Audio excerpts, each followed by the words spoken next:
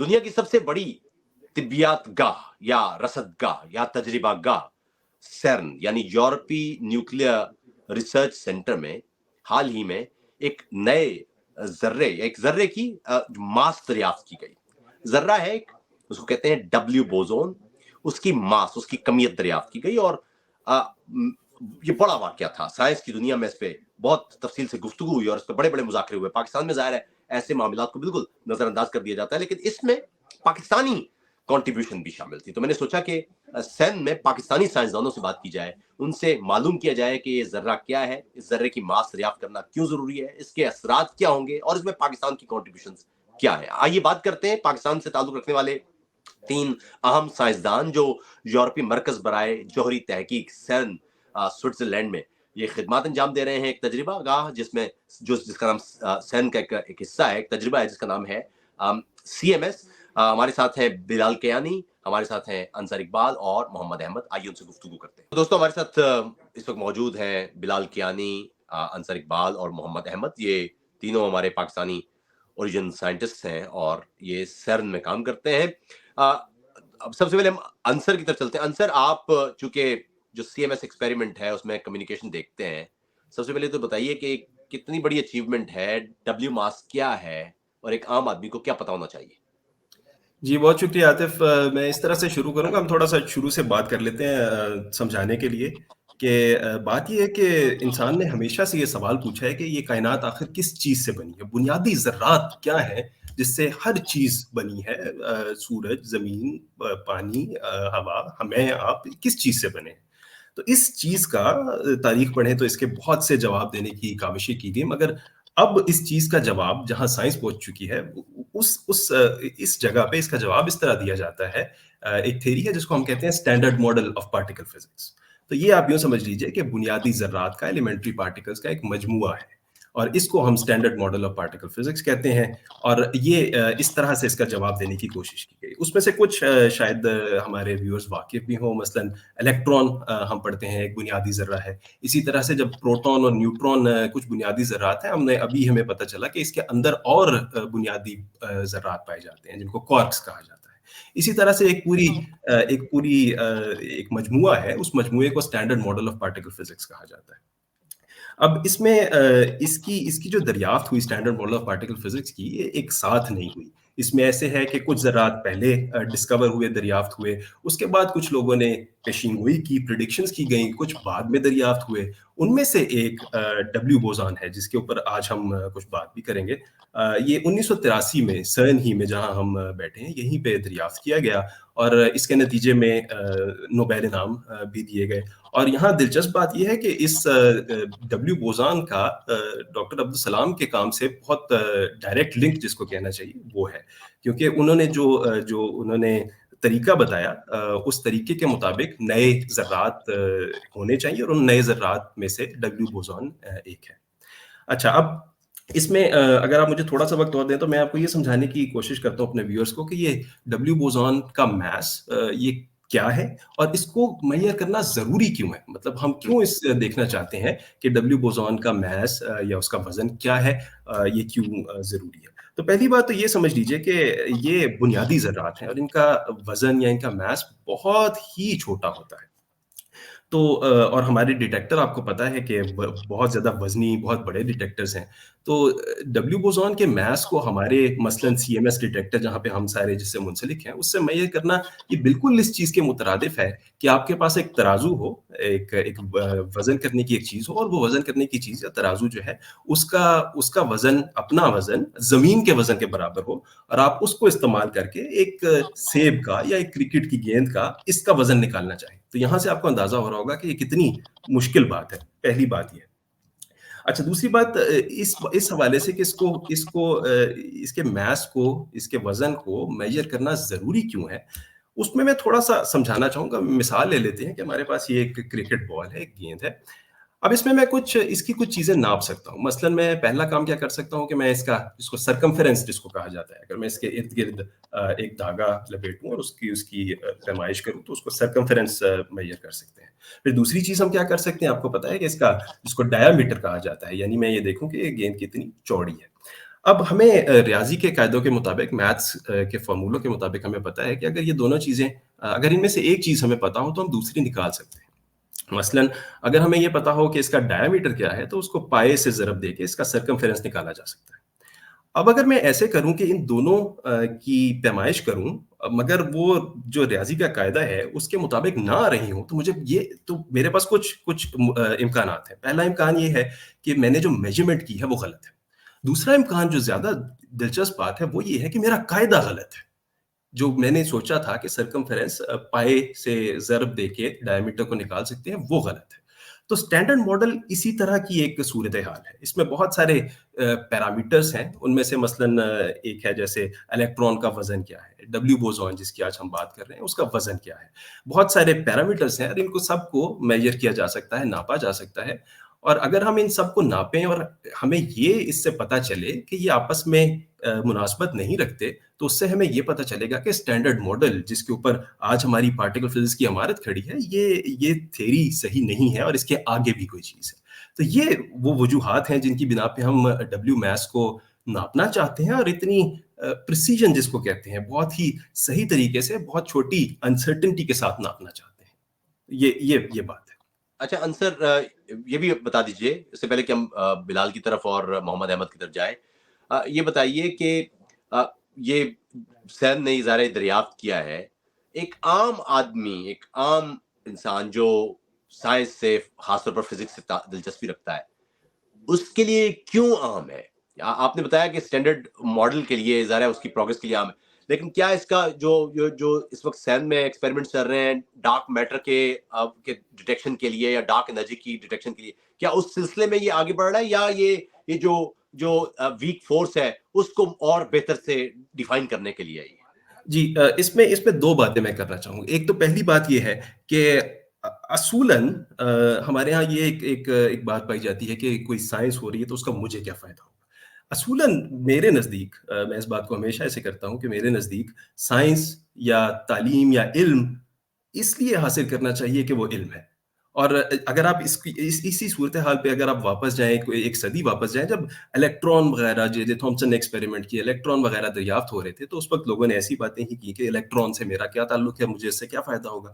مگر آج آپ دیکھتے ہیں کہ جتنی الیکٹرانکس ہے، ہم جو بات کر رہے ہیں، آپ کی کوئی چیز اٹھا کے دیکھ لیں، اس میں جتنی الیکٹرانکس ہے وہ انہی قوانین اور قاعدوں پہ کھڑی ہے۔ تو پہلی بات تو میں ہمیشہ یہ کرتا ہوں کہ اس طرح کی جو خاص طور پہ اتنی کٹنگ ایج جس کو سائنس کہا جاتا ہے، اس کے نتائج ہمیں فوراً اس وقت نظر نہیں آتے، مگر یہ علم ہے، اور علم جب آپ حاصل کرتے ہیں تو وہ کہیں نہ کہیں جا کے آپ کو فائدہ ضرور پہنچاتا ہے۔ پہلی بات تو یہ ہے۔ دوسری ضروری بات جو آپ نے خود بڑی اچھی بات کی کہ ڈارک میٹر کے بارے میں اس سے کیا پتہ چلے گا اور اس طرح، تو میں یہاں پہ اگر میں آپ کو ایک چیز دکھاؤں، ایک بڑی دلچسپ چیز ہے، میں آپ سے شیئر کرنا چاہوں گا، اور آپ سے کچھ سوال پوچھتے ہیں اور اس کے بعد یہاں سے اس کو آگے لے کے چلتے ہیں۔ تو میں کچھ شیئر کرتا ہوں، اگر آپ دکھا سکیں جو میں شیئر کر رہا ہوں۔ جی بالکل۔ تو سوال یہ ہے کہ اگر میں آپ سے پوچھوں کہ، یا آپ کے ویورز میں سے بھی کوئی اندازہ لگانے کی کوشش کرے کہ یہ کیا چیز ہے، تو آپ کا جواب کیا ہوگا؟ یہ کوئی دھماکہ ہے؟ کوئی دھماکہ ہے؟ اچھا کوئی آپ نے اچھا سمجھنے کی کوشش کی، بالکل ایسے کچھ ہو سکتا ہے۔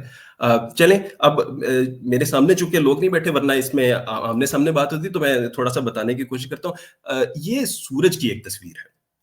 اب آپ کہیں گے کہ سورج کی ایک تصویر، سورج کی تو بہت ہائی ریزولوشن، ہائی ڈیفینیشن تصویریں موجود ہیں، اس میں ایسی کیا خاص بات ہے؟ یہ تو آپ دیکھ رہے ہیں کہ اتنی پکسلیٹڈ قسم کی تصویر ہے۔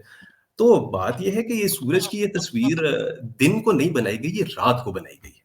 اب یہ اس سے بھی حیران کن بات ہے کہ رات کو سورج کی تصویر کیسے بنائی جا سکتی ہے، کیونکہ سورج تو ہمیں دن میں اوپر نظر آتا ہے، تو یہ تصویر اوپر کو نہیں، نیچے کو دیکھ کے بنائی گئی ہے۔ اب یہ اس سے بھی حیران کن بات ہے، کیونکہ نیچے کو دیکھ کے تو تصویر نہیں بنائی جا سکتی، ہمارے اور سورج کے درمیان میں زمین ہے، اسی لیے تو رات ہوتی ہے۔ تو بات یہ ہے کہ آپ کو پتہ ہے کہ جب ہم تصویر بناتے ہیں تو وہ روشنی کے ذرات یعنی فوٹون سے مل کے بنتی ہے۔ مگر یہ تصویر بہت اہم ہے اور بہت دلچسپ ہے، اس لیے کیونکہ یہ تصویر روشنی سے نہیں بنائی گئی، ایک اور قسم کا ذرہ ہے اس سے بنائی گئی ہے، اور اس ذرے کو ہم کہتے ہیں نیوٹرینوز، جس کی طرف آپ نے اشارہ بھی کیا کہ ڈارک میٹر بھی ہو سکتا ہے نیوٹرینو سے بنا ہو۔ تو یہ نیوٹرینو سے مل کے یہ تصویر بنی ہے۔ اب ڈبلیو بوزون جس کی ہم بات کر رہے تھے، اس سے اس کا تعلق یہ ہے کہ ڈبلیو بوزون آپ کو پتہ ہے کہ ایک ایسا پارٹیکل ہے، ایک ایسا ذرہ ہے، جب بنتا ہے تو وہ اس کا فوراً ڈکے کر جاتا ہے۔ ان میں سے ایک چیز جس میں وہ منتقل ہوتا ہے وہ یہ نیوٹرینوز ہوتے ہیں. اب ان نیوٹرینوز کو جیسے میں نے ابھی بتایا کہ زمین سے گزر کے یہ ہمارے پاس آتے ہیں تبھی تو اس کی یہ تصویر بنی ہے. تو ان کو ڈیٹیکٹ کرنا کسی بھی ڈیٹیکٹر کے لیے بہت مشکل کام ہوتا ہے. تو سی ایم ایس میں بھی یہی ہے کہ نیوٹرینوز کو ہم ڈائریکٹلی نہیں دیکھ سکتے. تو اس کے لیے تو ڈبلیو بوزون کا میس جیسا کہ میں نے بتایا کہ 1983 میں یہ دریافت کیا گیا، مگر ابھی تک اس کا وزن یا اس کا میس نکالنے کی کوشش کی جا رہی ہے. اس میں مشکل جو سب سے بڑی مشکل تھی وہ یہی تھی کہ نیوٹرینو جو تھا وہ بنتا ہے اور وہ ڈیٹیکٹر سے غائب ہو جاتا ہے، وہ ہمیں نظر ہی نہیں آتا. تو یہ اسی طرح ہے جیسے ہم اس کو کہتے ہیں کہ گوسٹ پارٹیکل، یعنی یہ بنا اور غائب ہو گیا، ہمیں نظر ہی نہیں آیا. تو یہ اس میں ایک بہت بڑی مشکل تھی. تو آپ نے بالکل صحیح کہا کہ اس کا تعلق ڈائریکٹ اس چیز سے بھی بنتا ہے کہ یہ ہو سکتا ہے کہ یہ ڈارک میٹر، آج کل اس کے اوپر بہت کام ہو رہا ہے، ہو سکتا ہے یہ ڈارک میٹر اسی سے مل کے بنا ہو. تو بالکل اسی طرح ہی ہے. اچھا بلال، آپ سے ابھی انصر نے بتایا کہ اس ذرے کی پریڈکشن اسٹینڈرڈ ماڈل کے ذریعے ہوئی، اور اس میں ظاہر ہے اسٹینڈرڈ ماڈل میں جو اہم ترین نام ہیں ان میں ڈاکٹر عبدالسلام کا نام سر فہرست ہے. آپ کیسے دیکھتے ہیں اس ذرے کی دریافت اور ڈاکٹر عبدالسلام کے کام کو؟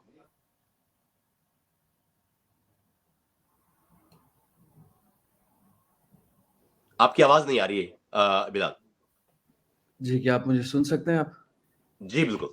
جی، تو ڈاکٹر عبدالسلام کے کام سے تو یقیناً یہاں پہ موجود لوگ اور بہت ساری آپ کی آڈینس بھی واقف ہے کہ پاکستان کے واحد سائنسدان فزسسٹ جن کو نوبل انعام ملا اور جن کی میجر کنٹریبیوشن بیسیکلی جیسے انصر نے پہلے بتایا کہ ایسے پارٹیکلز کی پریڈکشن تھی جو الیکٹرویک فورسز کی وجہ سے ان کا وجود لازمن تھا.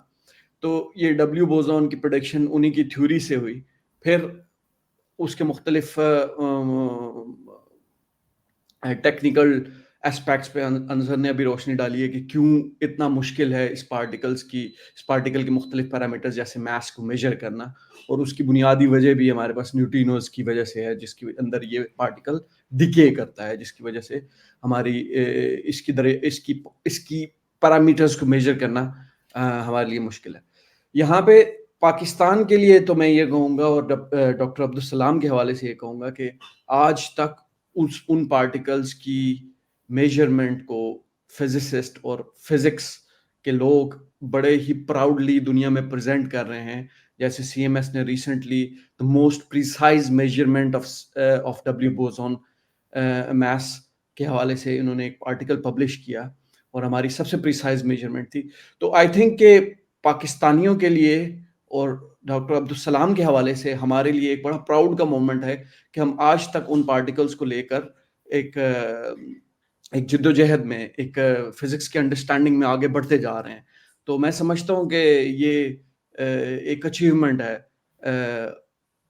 ڈاکٹر عبدالسلام کی ٹورڈز پارٹیکل فزکس. اچھا محمد احمد، آپ کیا سمجھتے ہیں کہ جو ینگ پاکستانی ہیں جو سائنس کی فیلڈ میں آنا چاہتے ہیں، اس انداز کی ڈیولپمنٹس، اس انداز کی دریافتیں، اور جن میں کسی نہ کسی حوالے سے بالواسطہ طور پر یا بلا واسطہ طور پر، دونوں ہی صورتوں میں پاکستان کا کنٹریبیوشن بھی ہے، آپ کو کیا لگتا ہے کہ کتنی اہم ہے ان نوجوانوں کے لیے، ان بچوں کے لیے جو ابھی اسکولوں میں ہیں، کالجز میں ہیں، اور ان کو پتہ چلتا ہے کہ ایک نئی چیز دنیا میں دریافت ہوئی ہے جس میں پاکستان اور ایک پاکستانی سائنسدان کی کنٹریبیوشنز ہیں، وہ ان کے مستقبل پر اس کا کتنا اثر ہو سکتا ہے؟ دیکھیں مستقبل پہ اس کا ہم جو ہے، اگر آپ یہ میسج جب جن لوگوں کو انٹرسٹ ہے، کالجز میں ہیں، اسکول میں ہیں، جب وہ یہ سنتے ہیں تو ایک تو ان کے لیے پراؤڈ کا ہوتا ہے، اور دوسرا جب آپ چھوٹے کالجز اور اسکولز میں پڑھ رہے ہوتے ہیں تو آپ ہمیشہ اپنا کوئی ایک گول سیٹ کرتے ہیں اور کسی شخصیت کے بارے میں جو ہے آپ اس کو آئیڈیالائز کرتے ہیں. تو جیسے یہ میسج لوگوں تک، بچوں تک پہنچے گا تو وہ پاکستانی سائنسدان اور فزکس اور ان چیزوں کو آئیڈیالائز کریں گے، ان کو اپنا ہیرو سمجھیں گے، پھر اس کے بارے میں وہ زیادہ سے زیادہ جاننے کی کوشش کریں گے. اور پھر جیسے ہی اس طرح سے ان کا پارٹیکل فزکس میں انٹرسٹ ڈیولپ ہوگا، پھر وہ جیسے ہی آگے ترقی کریں گے، یونیورسٹیز میں جائیں گے، تو اس سے کیا ہوگا کہ کمیونٹی جو پارٹیکل فزکس کی ہے وہ بڑھے گی، لوگوں میں یہ ایک कॉन्फिडेंस पैदा होगा कि हम एक छोटे मुल्क से होने के बावजूद हमारे लोग जिनके पास बहुत कम रिसोर्सेज थे उन्होंने भी इस फील्ड में तरक्की की है, तो लोगों की जो है वो मोटिवेशन बढ़ेगी और इससे जो है वो पार्टिकल फिजिक्स की कम्युनिटी ज्यादा होगी और लोग जो है वो ज्यादा से ज्यादा इस फील्ड में जो है वो जाने की कोशिश करेंगे। शुक्रिया अहमद। अब अंसर, आप पाकिस्तानी साइंटिस्ट हैं और इस वक्त जो एक बहुत मेजर एक्सपेरिमेंट है सैन का, जो सैन दुनिया की सबसे बड़ी, मेरी आवाज आ रही है आपको? जी आ रही है। जी, तो दुनिया की एक सबसे बड़ा एक एक्सपेरिमेंट है सैन। दुनिया की कई अक़वाम, गालिबन 90 से ज्यादा अक़वाम इसका हिस्सा है और उसमें एक अहम एक्सपेरिमेंट है CMS का। आप उसमें कम्युनिकेशन से जुड़े हुए हैं, आप खुद भी साइंटिस्ट हैं, खुद भी तजर्बात में शामिल हैं, लेकिन साथ ही साथ आप दुनिया को बता भी रहे हैं कि यहाँ हो क्या रहा है। एक पाकिस्तानी के तौर पर आपको कैसा महसूस होता है? बहुत ही खुशी की बात है। मैंने तकरीबन मुझे 6 माह हुए ये काम शुरू किए हुए, ये ज़िम्मेदारी। उससे पहले मैं, मतलब उससे पहले बाकी चीज़ों में तो ज़ाहिर है शामिल था। एक तबीयत दान हूँ। तो बहुत खुशी की बात है, मेरे लिए भी बहुत खुशी की बात है। और देखें, ये बहुत ज़रूरी है। हमारे यहाँ कुछ तबक़ात बन जाते हैं और मसला ये है कि हर इंसान ये समझता है कि जो चीज़ मैं कर रहा हूँ वो ज़रूरी है, लेकिन जो चीज़ दूसरा इंसान करने की कोशिश कर रहा है उसका कोई फ़ायदा नहीं है। तो ऐसे बिल्कुल नहीं है। मसलन अगर कोई साइंस कर रहा है तो वो इस चीज़ को सही से बिल्कुल नहीं समझता कि जो काम मैं कर रहा हूँ इसको बाकी लोगों तक पहुँचाना। क्योंकि बतौर साइंसदान हमारा काम क्या है? बतौर साइंसदान हमारा काम ये है कि हमने इल्म बनाना है, इल्म हासिल करना है, और इल्म बनाने में ये चीज़ भी शामिल है कि जो इल्म आप हासिल करें इसको लोगों तक पहुँचाया जाए। तो कम्युनिकेशन यहाँ पे आ जाती है। इसी तरह से हमारे जितने मीडिया के दोस्त हैं वो भी इसी तरह है कि जो मालूमात वो हासिल करते हैं उनको परखा जाए, उनको लोगों तक पहुँचाया जाए। क्योंकि इसी तरह जैसे अहमद ने पहले कहा कि आप जब तक हमारी जो जवान नस्ल है उस तक ये पैगाम नहीं पहुँचाएँगे कि साइंस में चीज़ें किस तरह होती हैं। अगर मैं अपने हवाले से बात करूँ, CMS के हवाले से बात करूँ कि दुनिया आजकल क्या कर रही है, किन ज़र्रात पे काम हो रहा है, क्या चीज़ें नई दरियाफ़्त हो रही हैं, क्या-क्या इल्म में क्या-क्या इज़ाफ़ा हो रहा है, तो तब तक हम तरक्की नहीं कर सकते। अच्छा बिलाल, आप देखते हैं, आप हर रोज़ ही देखते हैं पाकिस्तान में तो कई एक बिल्कुल दूसरी तरफ माहौल जा रहा है। वहाँ पर ज़्यादा मज़हबी और गैर ज़रूरी गुफ्तगू में लोग फँस जाते हैं। और साइंस की जो माखज़ हैं चीज़ें, क्यूरियोसिटी है, क्वेश्चनिंग है, जदीद सोच है और आलमी जो इल्म है उसके साथ जुड़ना है। आपको क्या लगता है कि पाकिस्तान कैसे पहुंचे उस रास्ते पर और कैसे छोड़े ये जो रास्ता, जिस रास्ते में हम चल के थक चुके, कोई और मिल नहीं रहा। और आप चूंकि पाकिस्तान में पढ़ चुके हैं, पाकिस्तान में भी पढ़ा चुके हैं, यहाँ पर भी पढ़ रहे हैं, पढ़ा रहे हैं, आपने रिसर्च की है, इटली में गालिबन आपने रिसर्च की थी और अपना PhD का थीसिस किया था। आप एक तवील अरसे से सैन में खिदमात अंजाम दे रहे हैं। आप मुख्तलिफ पाकिस्तानी साइंसदानों को आता देखते हैं, जाता देखते हैं, पाकिस्तान की कंट्रीब्यूशन भी देखते हैं। आप मुझे खुद वहाँ कोई 100 मीटर नीचे एक्सपेरिमेंट में लेके गए थे और वहाँ पर जैसे ही जाए तो बड़ी शील्ड पर पाकिस्तान का झंडा भी था और बड़ा अच्छा लग रहा था। और हम बड़ी बड़ी तारों के अंदर वो गवर्नमेंट ऑफ पाकिस्तान की वो कंट्रीब्यूशंस भी देख रहे थे। ज़ाहिर है एक पाकिस्तानी के तौर पर ये बड़ा अच्छा लगता है कि आपने एक आलमी नॉलेज में कंट्रीब्यूट किया हुआ है। पाकिस्तान कैसे चुने वो रास्ता, जो रास्ता इल्म का रास्ता है या साइंस का रास्ता है, और ये इस रास्ते से कैसे निकले बाहर? जी, ये क्वेश्चन बड़ा ही फंडामेंटल और मैं समझता हूँ बहुत ही ज़रूरी सवाल है और जिसको मैं समझता हूँ कि ना सिर्फ पाकिस्तानी सोसाइटीज़ में बल्कि दुनिया में बहुत सारी सोसाइटीज़ में ये क्वेश्चन उठाया जाता है कि how do we bring the scientific reasoning in the people और उनका रुझान ओवरऑल साइंस की तरफ कैसे बढ़ाया जाए।